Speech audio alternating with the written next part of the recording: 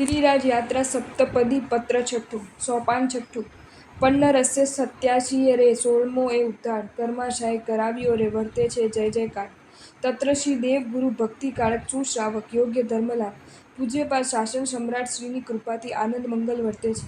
ત્યાં પણ તેમ જ હોય. 2 દિવસ પહેલા પત્ર લખ્યો છે તે મળ્યો હશે. હવે તો તારા પત્રની રાહ જોયા વિના જ મારે જે લખવાનું છે તે હું મારી અનુકૂળતાએ લખતો રહીશ. અમે 5મે સાંજે જ આવી ગયા. ઘણા વખતની ઝંખના હતી કે શ્રી હજારા દાદાના દર્શન વંદન કરવા છે તે ભાવના ફળી. દર્શન વંદનથી આનંદ આનંદ વ્યાપી ગયો. શાંત વાતાવરણ છે. અલૌકિક બિંબ છે.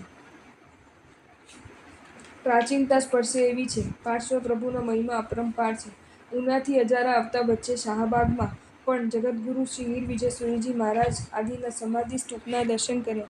બાગનું વાતાવરણ પવિત્ર, શાંત અને રળિયામણું લાગ્યું. ત્યાં બેસવાથી મનને આનંદ અને શાંતિનો અનુભવ થયો.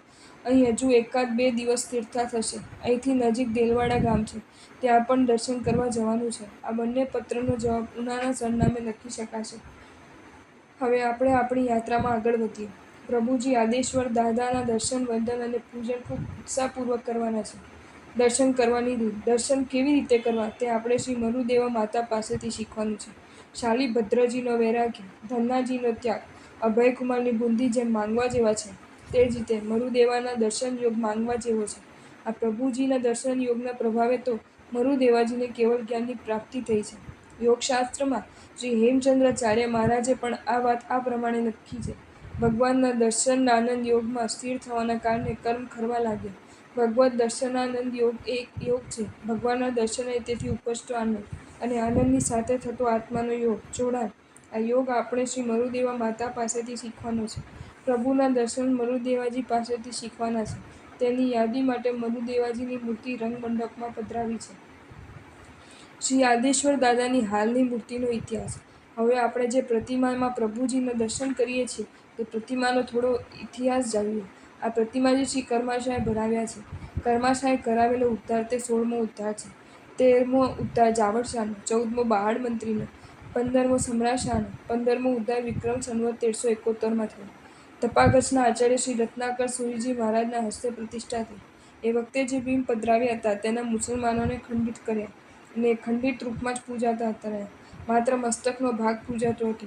મુસલમાનોનું એવો જુલમ હતો કે નવા પ્રતિમાજીને તો પધરાવવા ન દીધા, પણ કોઈ દર્શન કરવા આવે તો તેની પાસેથી 100 મુદ્રા પડાવે, પછી દર્શન કરવા દે. આ પ્રમાણે લાંબા સમય સુધી ચાલ્યું. સમગ્ર ભારતના સંઘમાં આ ચિંતાનો વિષય બન્યો હતો. કેટલાય શ્રાવક શ્રાવિકાએ આ કાર્ય માટે આકરા અભિગ્રહ વ્રતો નિયમ લીધા હતા. ચિત્તોડગઢમાં ઓસવાળ વંશમાં આમરાજાના વંશજોમાં તોલાશા નામે શ્રાવક વસતા હતા. તેઓ નગર શેઠ હતા. તેમને રત્નાશા, પોમાશા, દશરથશા, ભોજશા અને કર્માશા નામે 5 પુત્રો હતા. તેમને પણ આ ચિંતા સતત સતાવતી હતી. ગિરિરાજ ઉપર આદેશ્વર દાદાને બિરાજમાન કરવા તે ઘણું દુષ્કર કામ હતું. સંખ્યાબંધ અવરોધો, અંતરાયો એ સિદ્ધિની આડેખડા હતા. કોક દેવી કૃપાનું અવતરણ થાય તો જ આમાં સફળતા મળે. સકળ સંઘમાં દિવસ રાત આ જ રટણ ચાલતું હતું. વિક્રમ સંવત 1582ની વાત છે. એક દિવસ સમાચાર મળ્યા કે તપાગચના આચાર્ય શ્રી ધર્મરત્ન સુરીજી મહારાજ સંઘ સાથે ચિત્તોડગઢ પધારે છે. સંઘમાં આનંદ પ્રસરી ગયો. પૂજ્ય આચાર્ય મહારાજ પધાર્યા. મહારાજનો આડંબરપૂર્વક પ્રવેશ કરાવ્યો. નગરના રાણા વિશાળ નગરજનોની સાથે પૂજ્ય આચાર્ય મહારાજના શ્રીમુખથી નિત્ય ધર્મ શ્રવણ કરવા લાગ્યા. તેઓ શ્રીનો ઉપદેશ ઝીલીને શિકાર વગેરે વ્યસનનો ત્યાગ કર્યો. એક દિવસ તોલાશા આચાર્ય મહારાજ પાસે આવ્યા. સૌથી નાના પુત્ર કર્માશા સાથે હતા. સમય શાંત હતો. મન પ્રસન્ન અને સ્વસ્થ હતું. તોલાશાએ હાથ જોડીને ગુરુ મહારાજને પૂછ્યું, મારા મનમાં વિચારેલા કાર્ય થશે કે નહીં? આપ કૃપા કરીને કહો.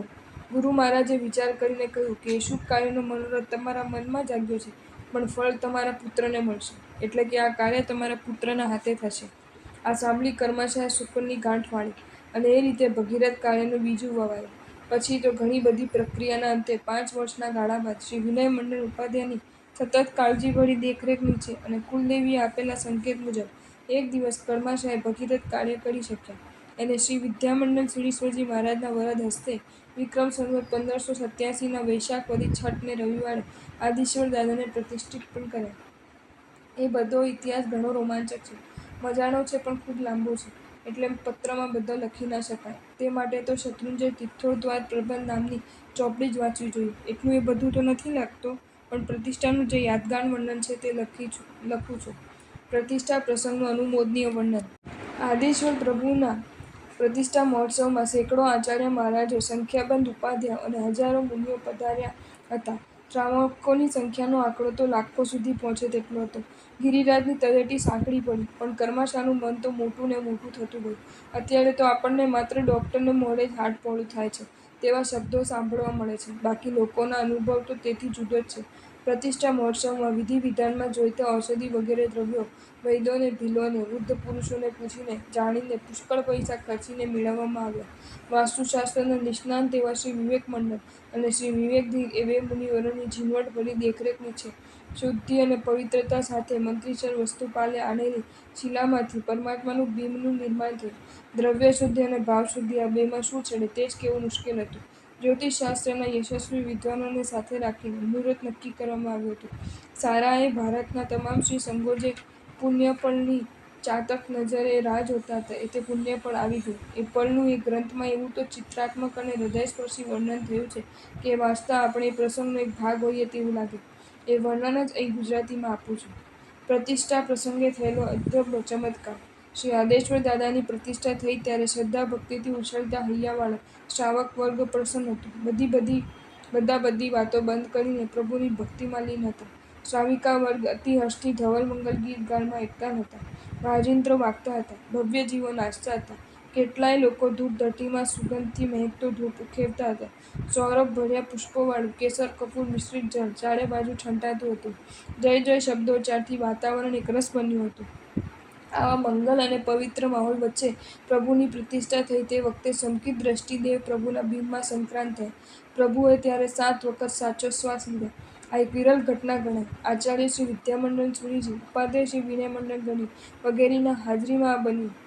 આપણે જે રીતે શ્વાસ લઈએ છીએ અને મૂકીએ છીએ તે જ રીતે જ પ્રભુજીમાં જોવા મળ્યું. અરે આજે પણ પરમાત્મા હાજરાજુર લાગે છે અને તેમના સાનિધ્યમાં તેઓની સજીવતાનો ગાઢ પ્રસન્નતાનો સ્પષ્ટ થાય છે.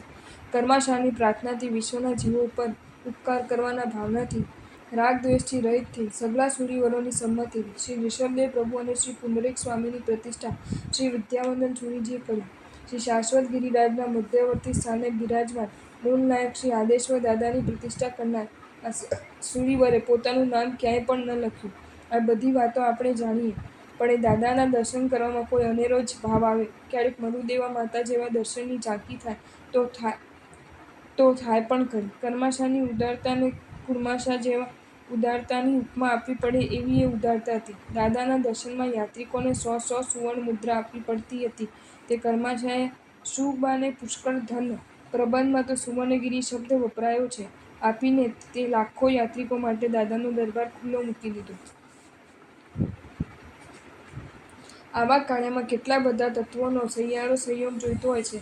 આવું મંગલ કાર્ય નિર્વિઘ્ને પરિપૂર્ણ થાય તે માટે બે મુનિવરોએ 6 માસી તપ, 180 ઉપવાસ કર્યું છે. આપણે હજી જાણવાનું કેટલું બધું બાકી છે. આપણે તો 6 મહિના ઉપવાસના તપની બાબતમાં માત્ર ચંપા શ્રાવિકાનું જ નામ જાણીએ છીએ. હવે તેની સાથે તેમના પહેલાં કરેલા આ તપને યાદ રાખવું પડશે. સાલગીરીની ઉજવણી. આપણે ત્યાં ગામોમાં પ્રભુજીની વર્ષગાંઠ હમણાં ભારે ઉલ્લાસથી વિશાળ માનવ મેદની વચ્ચે ઉજવાય છે.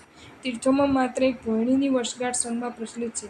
જળસિદ્ધ ગિરિરાજની આદેશ્વર દાદાની વર્ષગાંઠ વૈશાખ વદી છઠ કે શ્રી શંખેશ્વરજીના વર્ષગાંઠ મહાસુદી પાંચમ તે શ્રી સંઘમાં બહુ ઓછી જાણીતી છે.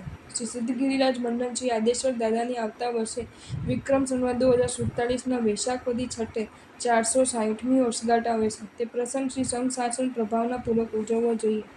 અત્યારે જે આદિશ્વર ભગવાનનું દેરાસર છે તે પાષાણનું છે અને તેનું નિર્માણ વિક્રમ સંવત 1213માં બહાડ મંત્રીએ કરેલું છે. એ પહેલાં આ દેરાસર કાષ્ઠનું હતું અને આદિશ્વર ભગવાનનું જે પડીકર છે તે વિક્રમ સંવત 1670માં અમદાવાદના શાંતિદાસ શેઠ આદિએ કરાવ્યું છે અને જગતગુરુ શ્રી હીર વિજય સુરીશ્વરજી મહારાજના સંતાનિયા શ્રી વિજયદેવ સુરીશ્વરજીએ પ્રતિષ્ઠા કરી છે. આ દેરાસરમાં જે રંગમંડપ છે તેને મેઘનાદ મંડપ કહેવાય છે. આ પ્રાસાદનું નામ નંદીવર્ધન પ્રાસાદ કહેવાય છે. આ મંદિરના શિખરમાં 1245 કુંભ છે, 21 તો સિંહ છે અને કુલ 72 થાંભલા છે. કર્માશાએ પ્રતિષ્ઠા કરી તે પછી થોડા વર્ષોમાં એટલે વિક્રમ સંવત 1650માં આ પ્રસાદનો જીર્ણોદ્ધાર કરાવવામાં આવ્યો. જગતગુરુ શ્રી વિજયસેન સુરીશ્વરજી મહારાજના ઉપદેશથી ખંભાતના શ્રી તેજપાલ સોનીએ પુષ્કળ ધન ખર્ચીને આ દેરાસરનો જીર્ણોદ્ધાર કરાવ્યો હતો. આ રીતે દાદાની ટૂંકનું વર્ણન સંક્ષેપમાં જોયું. હવે છેલ્લા પત્રમાં નવટૂંકનું સામાન્ય વર્ણન જોઈશું. હવે તો તારો પત્ર મળવો જોઈએ. એક દિવસમાં અમારો વિહાર પાલિતના તરફ થશે. શ્રાવક જીવનની જેના કારણે સફળતા અને શોભા છે તે પરમાત્માની ઉત્કૃષ્ટ દ્રવ્યોથી ભક્તિ, સાધુ મહારાજની સેવા અને નવકાર મંત્રનો જાપ, આ ત્રણેયમાં દિનાનુદિન ખૂબ ખૂબ વૃદ્ધિ થાય તેમ પ્રયત્નશીલ રહેવું એ જ. જો તમને આ વિડીયો ગમ્યો હોય તો આ વિડીયોને લાઈક કરો અને શેર કરો અને આવા જ નવા વિડીયો જોવા માટે જૈન ફેક્ટ્સ એન્ડ સ્ટોરીઝની ચેનલને સબસ્ક્રાઈબ કરો. ધન્યવાદ.